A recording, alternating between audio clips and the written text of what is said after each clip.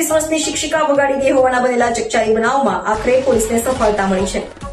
ઘટનાના 4 દિવસ બાદ શિક્ષિકાને પોલીસે ઝડપી લીધી છે। હાલ શિક્ષક અને વિદ્યાર્થી બંનેને સુરત લવાયા છે।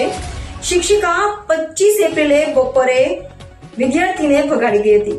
સુરતના પુણા વિસ્તારમાં રહેતો અને 5મા ધોરણમાં અભ્યાસ કરતા કરિયાણાના વેપારીનો 11 વર્ષીય પુત્ર તેની નજીકના વિસ્તારમાં જ રહેતી તેની ટ્યુશન કમ સ્કૂલ શિક્ષિકા 25 એપ્રિલે બપોરે ભગાવી ગઈ હતી। સોસાયટીના સીસીટીવી ચેક કરતા આ બાળકને તેની 23 વર્ષીય શિક્ષિકા સાથે લઈ જતી હોવાનું અને તેના ખભા પર એક બેગ પણ દેખાઈ આવી હતી। વિદ્યાર્થી અને શિક્ષિકાનો પત્તો મેળવવાના ઈરાદે પોલીસે 4 ટીમ બનાવી હતી અને જોરશોરથી તપાસ શરૂ કરી હતી।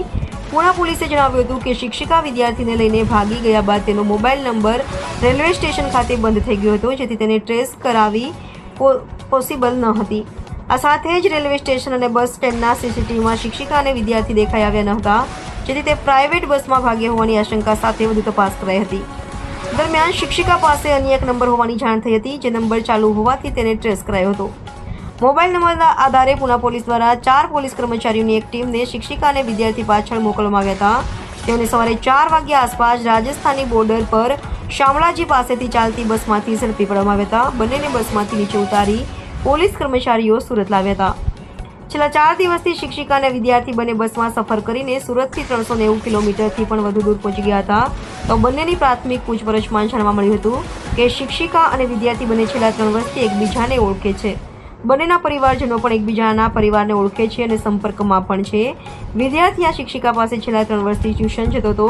પહેલા 3 વિદ્યાર્થીઓ હતા, જ્યારે છેલ્લા 1 વર્ષથી એક જ વિદ્યાર્થી તેના ઘરે ટ્યુશન માટે જતો હતો, જેથી બંને એકબીજાને પસંદ પણ કરવા લાગ્યા હતા। ઉલ્લેખનીય છે કે આ અજીબ ઘટના સુરત શહેરમાં ચર્ચાસ્પદ બની છે। વિદ્યાર્થીને ભગાવી જવા પાછળનો ઈરાદો શું હતો તે જાણવા પોલીસ મથી રહી છે। સુરત શહેરના પુણા પોલીસ સ્ટેશન વિસ્તારમાં એક ઘટના બની હતી કે જેમાં એક બેન માનસીબેન કરીને છે, એમને ત્યાં એક સ્ટુડન્ટ તરીકે એક છોકરો આવતો હતો, એમની સાથે એ નીકળી ગયા હતા। આ જે માનસી છે એ 25 તારીખે પુણા પોલીસ સ્ટેશન વિસ્તારમાં નીકળી ગયા હતા। ત્યારબાદ પોલીસે તપાસ શરૂ કરી હતી।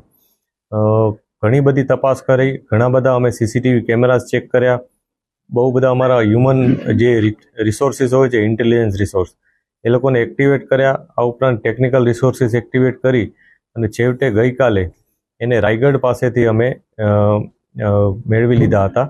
આ જે વ્યક્તિ છે માનસીબેન, એ પોતે ઘરે વારંવાર એમને ઠપકો આપવામાં આવતો હતો।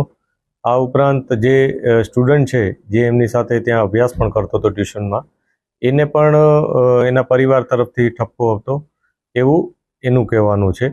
આ બાબતે પોલીસ તપાસ કરી રહી છે। આ લોકો જ્યારે 25 તારીખે અહીંથી નીકળી ગયા ત્યારે પહેલાં સુરતમાં જ થોડાક આંટા ફેરા માર્યા, ત્યારબાદ ત્યાંથી અમદાવાદ જતા રહ્યા। બીજે દિવસે અમદાવાદ ગયા, અમદાવાદ થોડોક ફર્યા, ત્યાંથી પછી તેઓ દિલ્હી જતા રહ્યા। દિલ્હી જઈ ત્યાં થોડીક વાર બજારમાં ને એમાં એ લોકો ફર્યા હતા અને ત્યારબાદ ત્યાંથી વૃંદાવન જતા રહ્યા હતા। વૃંદાવનથી પાછા એ લોકો જયપુર ગયા। જયપુરમાં રહેવાની માટે ખૂબ શોધખોળ કરી, થોડુંક ફર્યા, પરંતુ જયપુરમાં કોઈ એમને સ્ટેબિલિટી ન મળી, એટલે એ લોકો બીજો કોઈ વિસ્તાર પસંદ કરવા આ ગુજરાત તરફ આવતા હતા। આ બાબતને જ્યારે ઇન્ફોર્મેશન પોલીસને મળી તો પોલીસની ટીમ તરત જ અહીંથી નીકળી ગઈ હતી અને તત્કાલ આ લોકોને રસ્તામાં જ આંતરી અને એમને પકડી પાડ્યા હતા। પકડી અને જે બેસિક પૂછપરછ અમે કરી છે, જે માહિતી અત્યારે પોલીસ પાસે છે, એમાં એવું છે કે બંનેને ઘરેથી કંઈ ને કંઈ ઠપકો હતો, એ પ્રકારનું એ લોકોએ નિવેદન આપેલ છે।